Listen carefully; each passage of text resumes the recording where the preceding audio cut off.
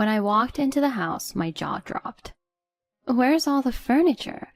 Even that really expensive bed is gone. I've got a great taste, right? I turned pale seeing my mother-in-law Brenda's self-satisfied expression. Brenda, did you do this? Sure did. I thought it'd look better in our place, so I had it moved over. After all, how does a part-timer like you get to live in such a swanky condo just because you're married to my son? You're here because of him. Step out of line and I'll make sure the two of you split up. Got it? I tried to hold back my rage as I said, Do you realize what you've done? What do you mean? This isn't my apartment, and that furniture wasn't mine. Wait, what? Nick and I had been an item for some time. From our college days, he'd shower me with gifts, not just on special days, but any time he felt like it. Just wanted to make you smile, he'd say, giving me a shy grin. It was one of the things I loved about him. Post-graduation, we tied the knot. We were the first in our friend group to do so, and the celebration was epic. Truly felt like the peak of happiness. Both of us had steady jobs, but after the wedding, Nick proposed I leave mine. I want to be the breadwinner. Just take care of the home and be there when I get back. The idea might have been a bit traditional, but I wasn't opposed to it. So I gave up my job, focusing on homemaking and eagerly waiting his return each day. But even with a spotless home, I had a lot of free time. Our place was a modest rental. Nick, being accustomed to a lavish lifestyle, sometimes felt it was a bit tight, but he understood I wanted to save, especially in the beginning. I adored our quaint starter home, but then one evening he showed me a listing of a luxury condo in our area, with rent nearly 10 times what we were paying. From the pictures, it looked worth the price, but with such a rent, we'd end up not having enough for a dinner like tonight. Isn't this place awesome? We'd have a way better life there, right? I see your point, but that rent's super high. I genuinely like where we are now. This place is better suited as storage. It's way too tight for us, but don't sweat the cash, I've got it covered. I thought our current place was way bigger than just a storage space, but I recognized we had different viewpoints on money ever since college. Seeing how much he wanted the change, I finally caved. Okay, if you're really set on it, let's do it. But I like to work part-time. I want to help out at least a little. I promise I'll always be back in time to cook, and it'll help me stay busy. Sound good? Even considering his hefty paycheck, I wasn't sure about managing the increased rent. There had to be another income stream, but it still gave me jitters.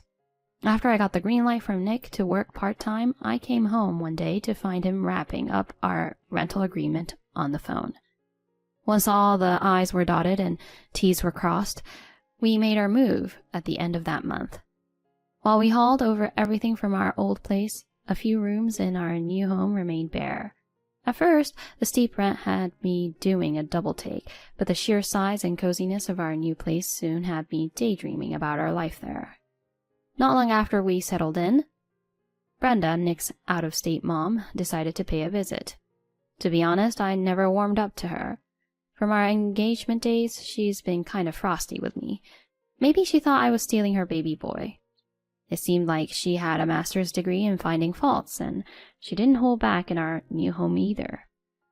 So, you got this swanky place, and it's still not up to snuff. I understand you're used to smaller places, but my son deserves better. Can't you keep things neat? She went full-on soap opera star, doing the dust check routine and even going through our fridge. Nick mentioned your new part-time job, grinding all those hours for a mere $450.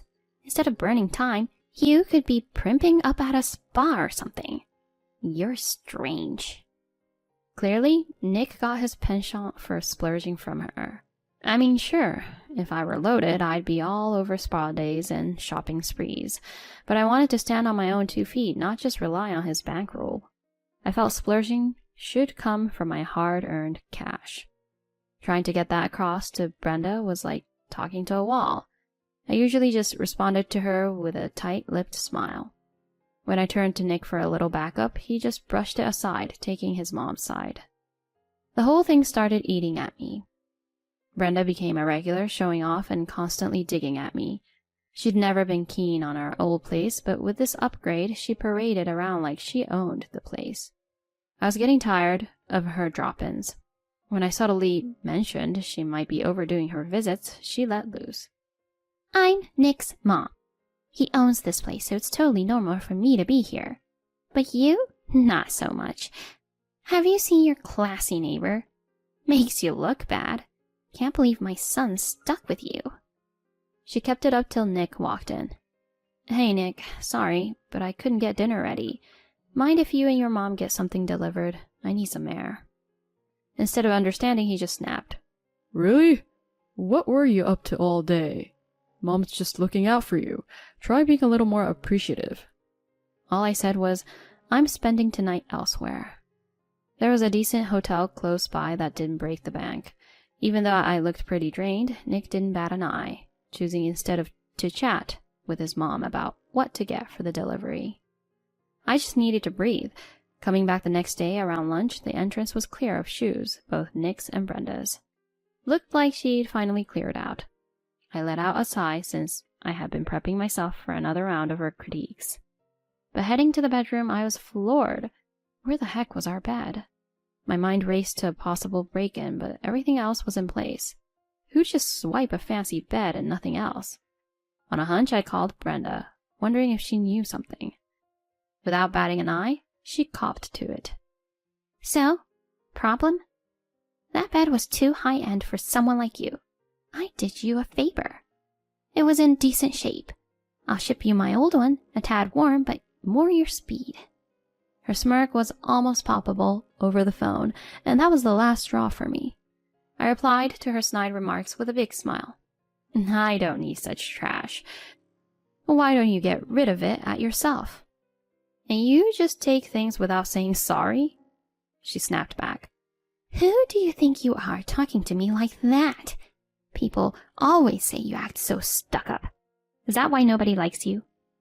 I replied, say whatever you like, but I want the bed back. She quickly said, whatever you own, Nick does too, so I can use it unless he has an issue. I calmly corrected her. The bed isn't actually ours. She was clearly shocked. What are you talking about? I broke the news to Brenda. I'm leaving Nick. So, you finally get it. I've moved all my stuff to my new place. That bed's a rental. You rented such a fancy bed? You're something else, taking advantage of Nick. He picked out that bed, not me. He always had to have the best. I then gave her some insight into her son's reality. From his college days, Nick lived on borrowed cash. He might have acted rich, but he was just careless with money. Even though his parents were well off, his own salary barely covered our living expenses. He'd always been borrowing or gambling away money.